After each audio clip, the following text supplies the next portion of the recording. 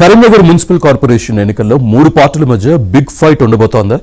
Mayor పీఠంపై కాషాయ జెండా ఎగురవేసేందుకు Bandi Sanjay master plan అమలు చేస్తున్నారా?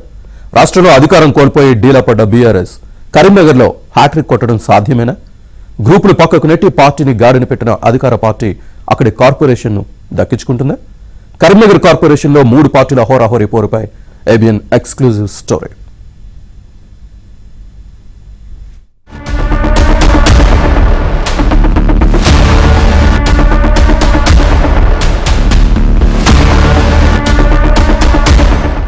కరీంనగర్ మున్సిపల్ కార్పొరేషన్ పై జెండా ఎగురవేయడమే లక్ష్యంగా 3 ప్రధాన పార్టీలు వ్యూహాలు రచిస్తున్నాయి. ఇప్పటికే 2 సార్లు మేయర్ పీఠం దక్కించుకున్న బీఆర్ఎస్ మూడోసారి ఇతర పార్టీల మద్దతుతో అయినా మేయర్ పీఠాన్ని దక్కించుకుంటామని చెబుతోంది. కేంద్రంలో అధికార పార్టీగా ఉన్న బీజేపీ తమ స్థానిక ఎంపీ బండి సంజయ్ పరపతితో ఈసారి కరీంనగర్ కార్పొరేషన్ లో జెండా పాతాలని టార్గెట్ ఫిక్స్ చేసుకుంది. ఇక కాంగ్రెస్ పార్టీ కూడా ఒక్క ఛాన్స్ ఇవ్వండి అంటూ జనంలోకి వెళ్తోంది. మొత్తం 66 డివిజన్లు ఉన్న కరీంనగర్ కార్పొరేషన్ లో 34 సీట్లు వచ్చిన పార్టీకి మేయర్ పీఠం దక్కుతుంది. అయితే ప్రస్తుతం ఏ పార్టీ కూడా మ్యాజిక్ ఫిగర్ దాటే అవకాశం కనిపించడం లేదు. 3 ప్రధాన పార్టీలతో పాటు కరీంనగర్ లో ఎంఐఎం కూడా అత్యంత బలంగా కనిపిస్తోంది. తేడా వస్తే కింగ్ మేకర్ గా కూడా ఎంఐఎం ఉండే అవకాశం ఉందన్న చర్చ కూడా జరుగుతోంది.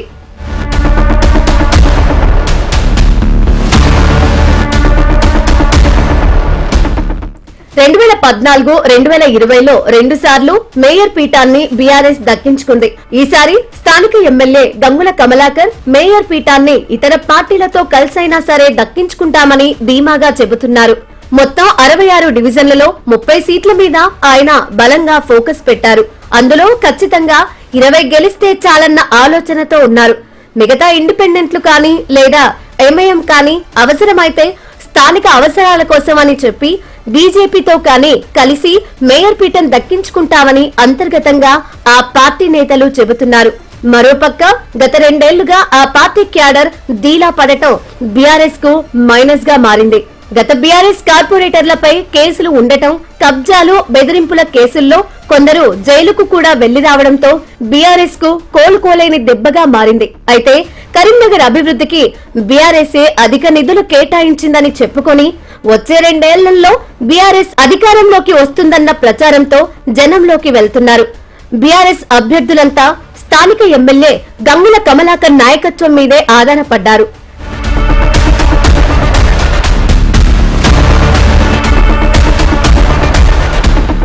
కరీంనగర్ లో బీజేపీ అత్యంత బలంగా కనిపిస్తోంది. కేంద్ర మంత్రి బండి సంజయ్ ఇప్పుడు సిటీలోనే మకాం వేశారు. 6 నెలల ముందు నుంచే పార్టీని యాక్టివ్ చేశారు.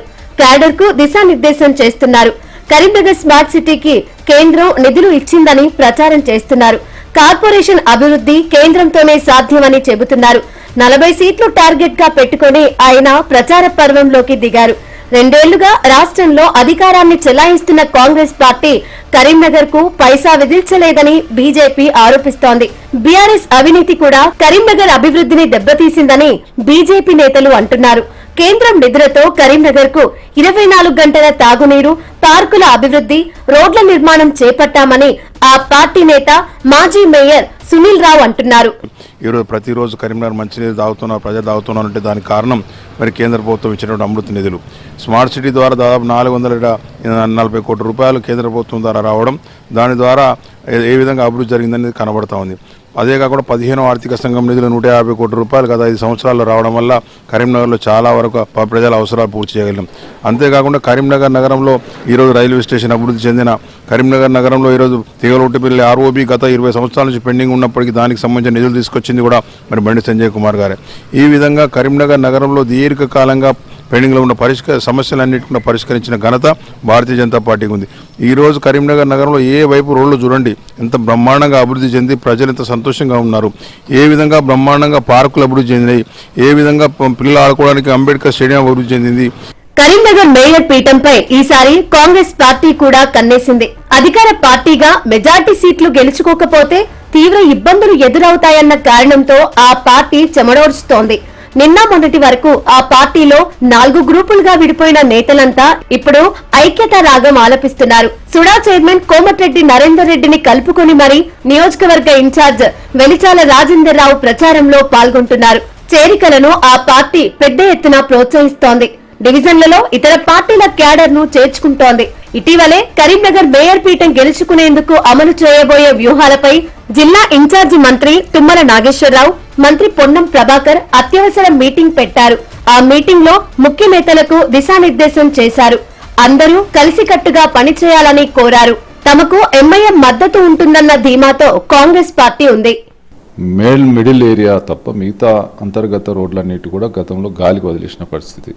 స్మార్ట్ సిటీకి సంబంధించిన పనులలో కూడా అంతా కూడా ఎక్కడికక్కడ విధ్వంసంతో పాటు ఆ రోజు అశాస్త్రీయంగా జరుగుతూ ఉన్నాయని చెప్పి మేము అనేక సార్లు దీన్ని దృష్టికి తీసుకొచ్చినా కూడా పెడిచోన పెట్టారు.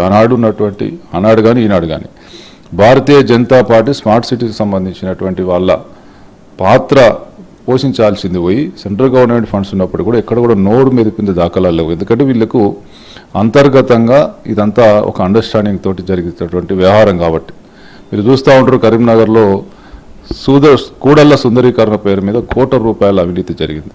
ఇవాళ కాంగ్రెస్ ప్రభుత్వాన్ని కాంగ్రెస్ పార్టీని ఆశీర్వదించడానికి ప్రజలు సిద్ధంగా ఉన్నారు. కరీంనగర్ మున్సిపల్ కార్పొరేషన్ లో మేయర్ పీఠాన్ని ఈసారి బీసీ జనరల్ కు కేటాయించారు. దీంతో 3 పార్టీల్లోని ముఖ్య నేతలంతా తామే మేయర్ అవుతామని లాబియింగ్ చేసుకుంటున్నారు. మరి బీఆర్ఎస్ కు కరీంనగర్ ప్రజలు హ్యాట్రిక్ కొట్టే అవకాశం ఇస్తారా? కేంద్రంలో అధికార పార్టీగా అభివృద్ధి చేస్తుందన్న నమ్మకంతో కాషాయ సేనకు పట్టం కడతారా? లేక ఒక్క ఛాన్స్ అంటూ జనంలోకి వెళ్తున్న అధికార పార్టీకి జై కొడతారా లేదా చూడాలి.